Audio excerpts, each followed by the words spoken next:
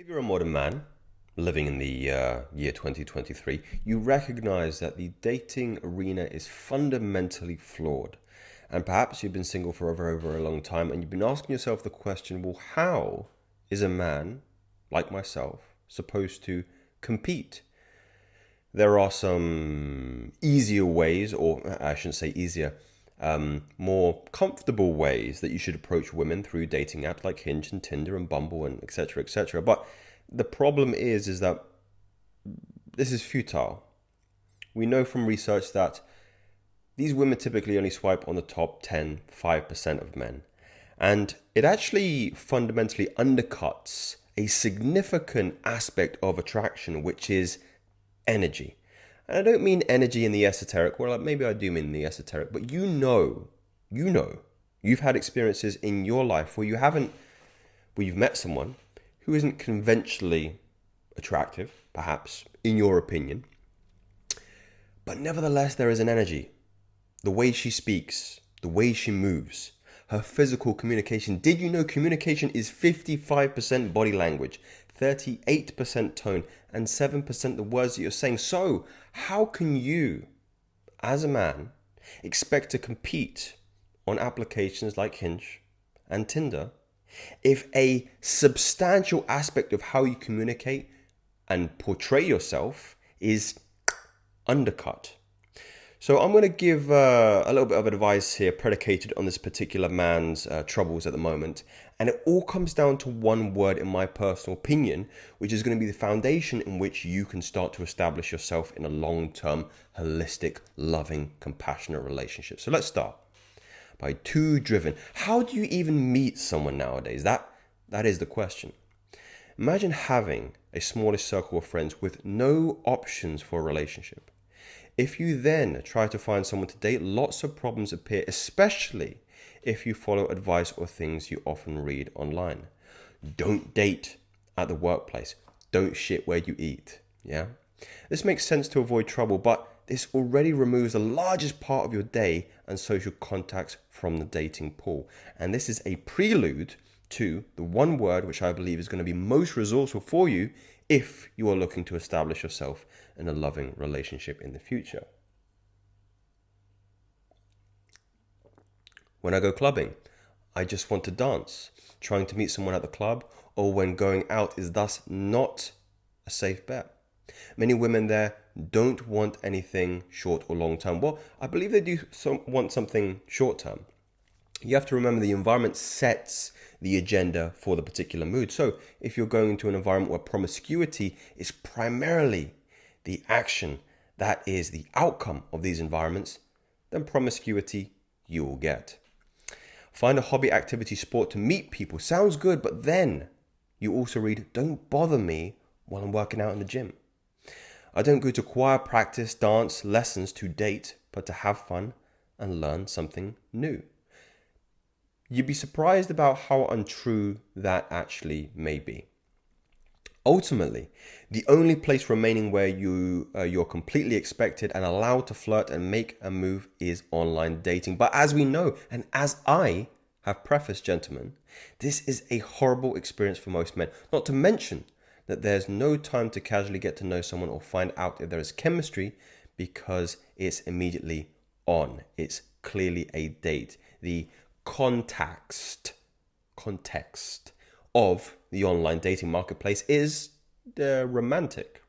So you lose the sense of anticipation.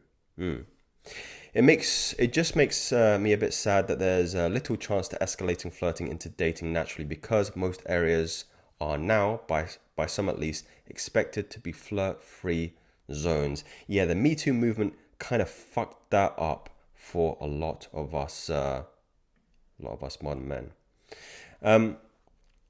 So what are the options here? Well, let's have a look at the replies first and foremost. So this one's been upvoted quite a lot. So the Brutalator. The point of hobbies, volunteer sports isn't to go there and skis on people for dates. The point is you to do something you enjoy with a group of other people who enjoy that thing. You, in theory, become friends with some other of these people. In effect, your social circle grows and your chances of meeting people are higher. Your first sentence mentions having a small social circle with no relationship prospects. Simple solution is making friends by doing things. That is what people mean by getting a hobby. If you're joining activities just to hit on people, it's very obvious and incredibly unattractive. I think if you're going to all these situations with an expectation that you're going to flirt with people, then it won't go well. Just be natural, make friends organically, and it will happen. Solid advice. The affectionate most 64 also concurs, and I equally concur. Gentlemen, the word I was alluding to in the beginning is proximity. Proximity is a foundational piece in the puzzle if you're looking to bring somebody into your life long term. Look, these videos are predicated on the average man out there. I'm not saying that you're average. I know mediocrity and average have synonymous with something, they have negative connotations. I don't mean that way.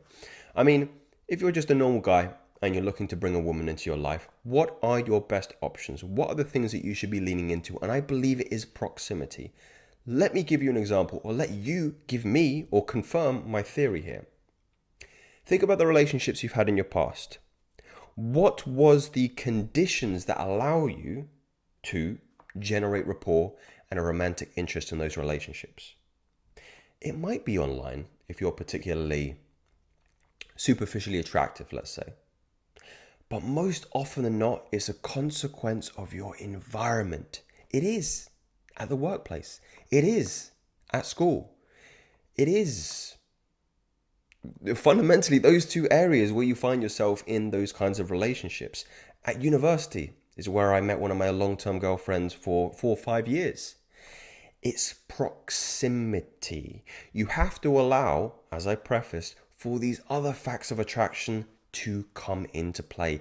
It is not sufficient. It is not conducive to your courting process to just portray yourself in a superficial sense.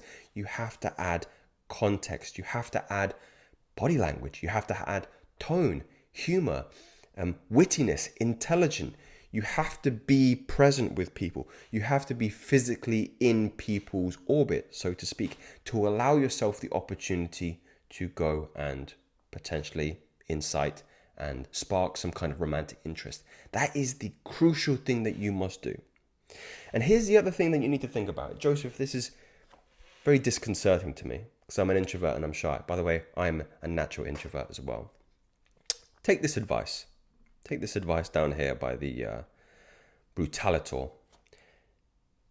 Going and starting a new hobby and making friends with other guys perhaps may be less anxiety provoking than approaching women in these kinds of environments. But Joseph, I don't want to speak to other guys. I want to speak to girls. I understand that. That's a means to its end. But like this individual was saying, expanding your social circle is going to be the means for you being in closer proximity to romantic interests. I cannot tell you how crucial that pillar is if your outcomes are congruent with a long-term relationship. When you're in these individuals' orbits for a longer and longer time, that allows you more ample opportunity to convey your best assets, right? I don't like online dating. I don't believe anybody likes online dating. I believe most people are actually anxious and maybe even a tad shameful to convey the idea that, oh, we met online. They'd much rather it be organic, that their relationship is predicated on something that goes deeper than the skin. And if that is something that you concur with, then I believe the best thing that you can do is put yourself out there by going to some of these places where you're doing your hobbies, you're volunteering, perhaps you're engaging in new sports. You know, it is a trick, and I think I mentioned this before. I've started indoor climbing, bouldering, and there is ample opportunity there to talk to people. A lot of attractive women go there as well. And if you can, and because there's a context there, there's a pretense for why you're both in that environment, conversation is very, very easy. You're climbing a wall. Oh, it's interesting how you made that particular way up the wall. Or if somebody's struggling, oh, you need to put your foot here or your hand there, or look over here for the most effective way to reach the top. The tones aren't overtly romantic, but it allows you to get your foot in the door, to be witty, to convey some humor, to bring people's defense mechanisms and barriers down, and just allow you to be in close proximity to another person. Oh, you're going to be here next week. Or I've seen you here 3 weeks in a row now. Maybe we should go together and have a climbing session. Don't make it overcomplicated, and don't listen. And I, no harsh words to this individual here, but don't hold on to the emotion of sadness here, but rather move from an emotion of opportunity. Good opportunity for you to make some new friends as well. Expand your social circle, because I believe that is the root cause of your particular emotions at this stage. But like I always say, gentlemen, these are just theories. Let me know what you think, and we'll speak soon. Take care.